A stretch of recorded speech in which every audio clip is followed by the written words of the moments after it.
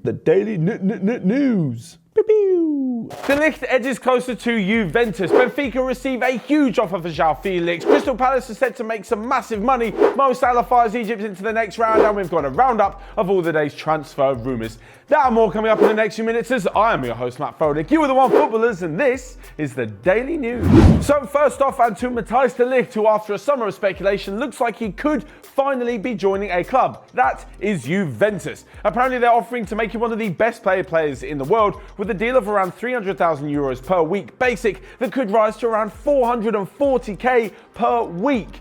Mental for a 19-year-old. On top of this, the deal will be running for 5 years with a release clause around 150 million euros. Despite PSG and Barcelona both being interested in the defender, it seems that Juve have stolen the march. Maybe it's something to do with what Cristiano Ronaldo said to him at the end of their Champions League tie earlier in the season. Alongside this though, Juve will of course have to negotiate with Ajax on a price for the defender, and it's believed to be around 70 million. There is one sticking point though. If they're willing to pay for Paul Pogba as well as this, they're going to have to raise money from elsewhere. So instead of paying so much for De Ligt, they're apparently going to offer Moise Kean, their striker, in return for the Dutch defender. Of course, this isn't ideal because Moise Kean has been one of the brightest talents in Serie A, and they don't want to lose such a good young prospect. But with Cristiano Ronaldo up front, it's obvious that Kean won't be getting much game time within the upcoming season, so they might as well let him go for one hell of a centre-back. So next up, and to Benfica, who are seriously considering an offer of 126 million euros for their starlet Joao Felix. Now, not only is this a ridiculous amount of money, it's also going to be the second highest amount paid for a teenager in footballing history, behind the 180 million paid for Kylian Mbappe. Alongside Mbappe, Neymar, Ousmane Dembele and Coutinho, he will be the fifth most expensive signing ever. This is pretty incredible from a team like Atletico Madrid, who haven't always been associated with some of the biggest transfers in football. For example, the other four on that top 5 list of expensive transfers are both from either PSG or Barcelona. Now, for me, this seems a little bit crazy. I've no doubt that he is a fantastic talent and he'll go on to be a big player. He did score 15 goals this season. I'm just not sure he's worth so much money.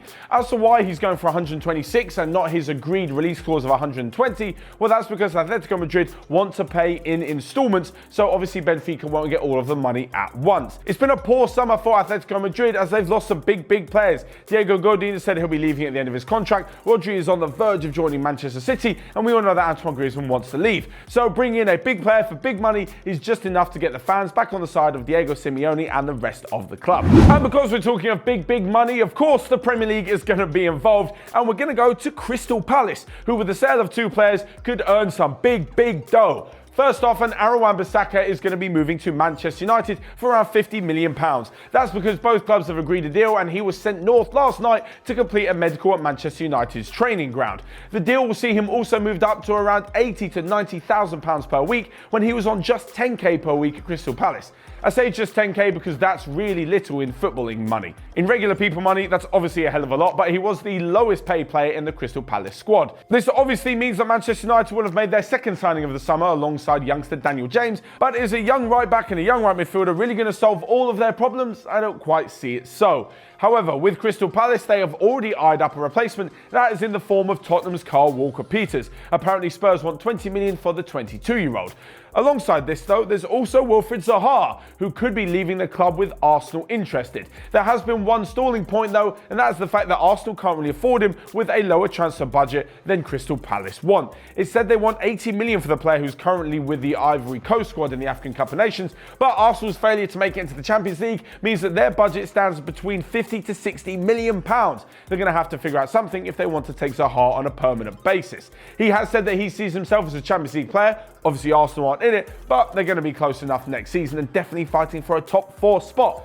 If you put those two fees together, Crystal Palace will make an incredible 130 million this summer, which just goes to show that there is actually something to be gained from growing some homegrown talent. But next up and away from a bit of transfer news into the AFCON Cup of Nations, and as I mentioned, the Wilfried Zaha is there, so is fellow Premier League star Mohamed Salah. He has been firing Egypt into the next round of the competition, as they now have guaranteed a top 2 finish in their group with a 2-0 victory. This came over DR Congo, where Mo Salah managed to find the back of the net himself to make it 2-0. As for the rest of the game though, he did look a little bit tired, and that's probably because he's come off the back of a very long season with Liverpool, pretty much playing every single game. They obviously ran Manchester City to the wire and managed to win the Champions League, which has meant that the Egyptian is going to be pretty tired come next season. If they manage to go all the way to the final of the Cup of Nations, it means that Salah's season will literally end just over 4 weeks before the Premier League season starts. To make it even worse, Liverpool do have the opening game as they host Norwich on the Friday night of the first Premier League weekend. I do think the scheduling could be a little bit better when it comes to international competitions. As mentioned, Salah could be absolutely knackered. There's all the players that have been at the Euro under-21s. You've also got all the stars who have been at the Copa America. And on top of this, there's the players that have been in the UEFA Nations League, which ran into the early days of June. Don't forget that loads of Premier League teams have been finished since the first few weekends of May. That is a hell of a long time compared to the players who aren't going to be back until the early stages of July. So lastly but not least, we come to a roundup of all the day's transfer news. And first off, Valencia have agreed to sign Barcelona's number 2 goalkeeper Jasper Cillessen for around 35 million euros. Patrick Vieira, Steven Gerrard and Mikel Arteta are all on Newcastle's shortlist to replace Rafa Benitez. Bayern Munich have held talks with Barcelona and with Ousmane Dembele's agent over a move for the 22-year-old.